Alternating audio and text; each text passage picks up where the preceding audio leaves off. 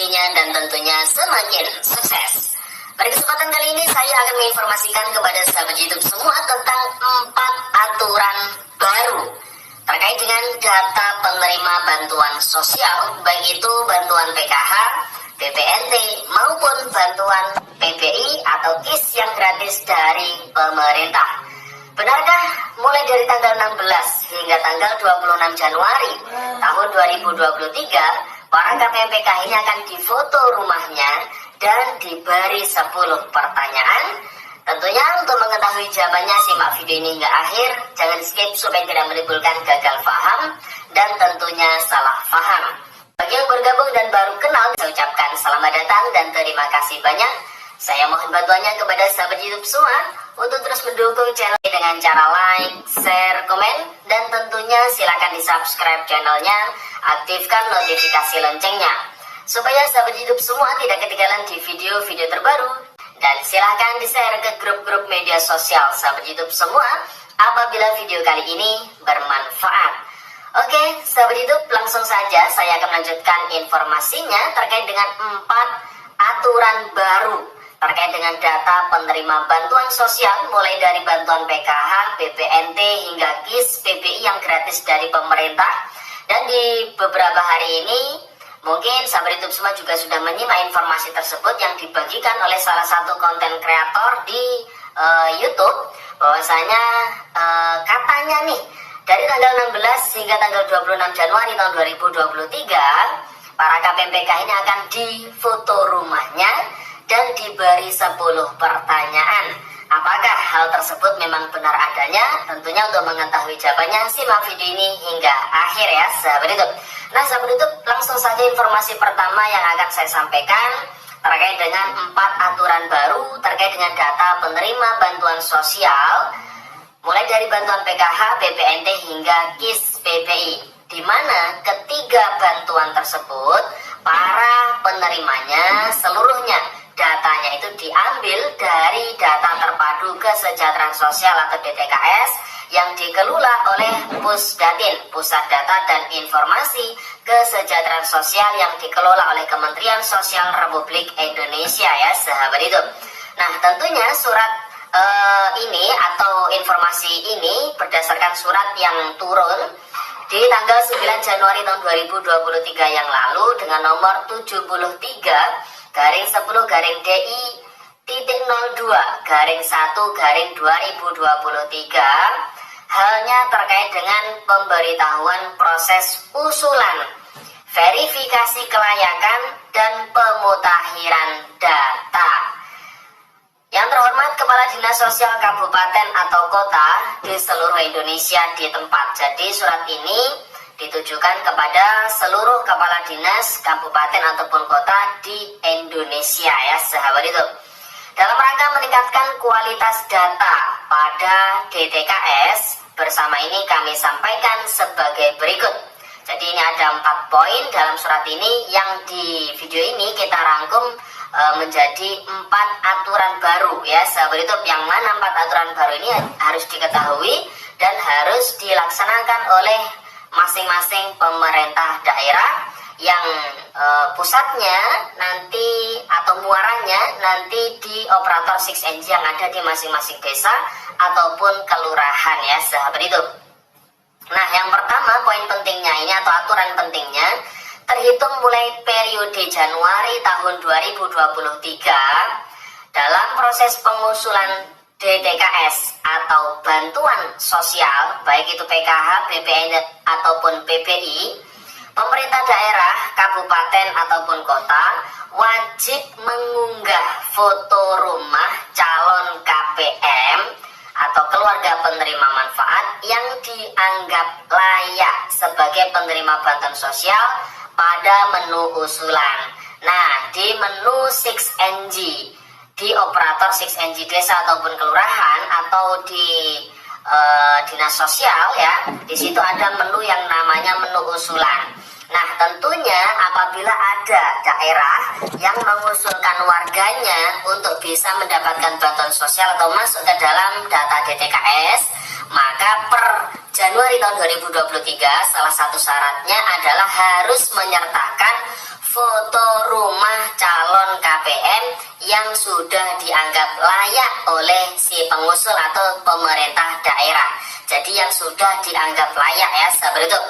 Jadi kalau yang dianggap tidak layak mungkin karena rumahnya bagus atau tanahnya luas, maka tidak perlu difoto dan tidak perlu diusulkan ya, karena memang orang tersebut sudah kondisinya mampu.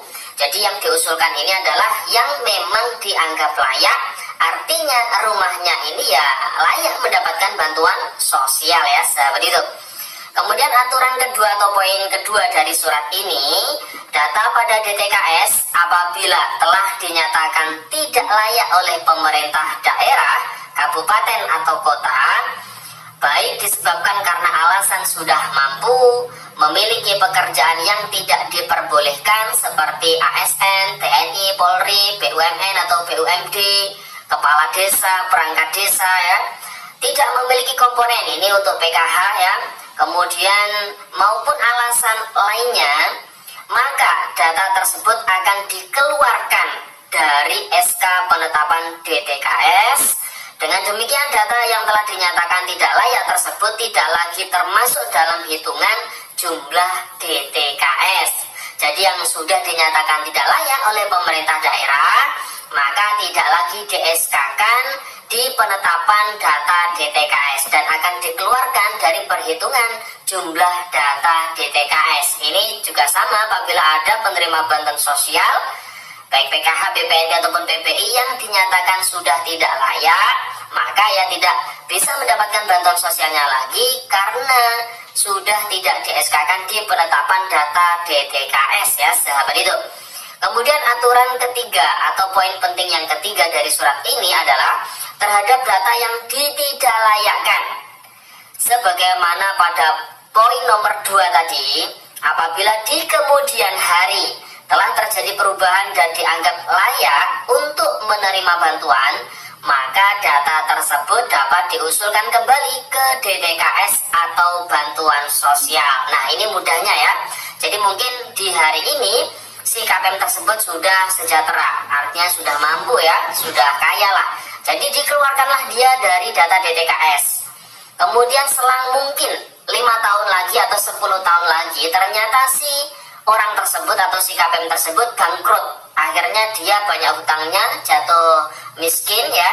Nah orang tersebut bisa diusulkan lagi masuk ke dalam data DTKS. Jadi seperti itu ya sahabat itu. Nah tentunya bagi para penerima bantuan sosial baik PKH ataupun BPNT yang sudah lama-lama ini tidak cair, jadi langkah pertama dicek dulu di DTKS-nya apakah namanya ini masih terdaftar di dalam DTKS atau tidak. Kalau misalkan masih terdaftar namun tidak pernah ataupun bantuannya tidak pernah cair lagi, ya bersabar, maka sahabat YouTube semua ini karena masih tercatat di dalam DTKS sifatnya menjadi calon penerima bantuan sosial. Jadi calon ya, karena prosesnya itu kan bergiliran atau bergantian ya sahabat YouTube. Namun apabila setelah dicek ternyata di dalam data DTKS itu tidak ada atau tidak ditemukan, padahal kondisinya memang benar-benar sangat layak untuk mendapatkan bantuan sosial, maka bisa diusulkan lagi masuk ke dalam DTKS. Caranya bagaimana? Bisa melapor ke RT RW atau ke desa langsung atau ke kelurahan, supaya nanti oleh pihak kelurahan akan dimusyawarah desakan atau dimusyawarah kelurahkan ya, atau dimuskel atau musdes ya namanya.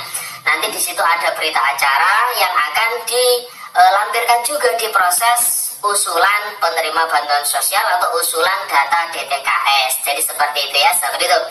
Kemudian aturan keempat atau poin penting keempat dari surat ini adalah selanjutnya untuk meningkatkan akurasi data, mohon agar pemerintah daerah, kabupaten atau kota dapat melakukan pemutakhiran data pada DTKS sekurang-kurangnya 1 kali setiap bulan melalui menu pemadanan ulang pada aplikasi 6NG.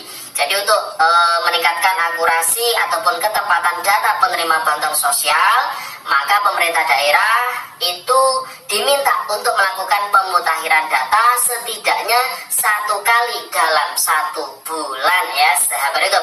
Jadi itu poin pentingnya. Jadi apabila ada orang yang sudah sejahtera, orang yang sudah mampu meninggal, yang memang tidak layak mendapatkan bantuan sosial lagi, tapi saat ini masih menerima bantuan sosial. Ya, poin pentingnya ada di poin terakhir ini tadi. Apakah pemerintah daerahnya melakukan pemutakhiran data atau tidak di aplikasi 6NG-nya ya, sahabat itu. Jadi sudah jelas ya. Nah, demikian kami sampaikan atas perhatian dan kerjasamanya, diucapkan terima kasih. Jadi itu ya, sahabat itu terkait dengan 4 aturan baru terkait dengan data penerima bantuan sosial. Nah, terkait dengan informasi berikutnya, apakah benar dari tanggal 16 hingga tanggal 26 Januari tahun 2023, para KPM PKH akan difoto rumahnya akan diberi 10 pertanyaan. Foto rumah itu hanya ditujukan kepada calon atau usulan para penerima bantuan sosial atau usulan DTKS yang dianggap layak oleh pemerintah daerah, dan itu harus melampirkan foto rumah dan tidak perlu diberi 10 pertanyaan ya, sahabat hidup. Jadi sudah jelas ya. Oke, sahabat hidup, itu informasi yang bisa saya sampaikan pada video kali ini. Semoga videonya bermanfaat dan sampai jumpa. Sekian, terima kasih. Salam PKH. Wassalamualaikum warahmatullahi wabarakatuh.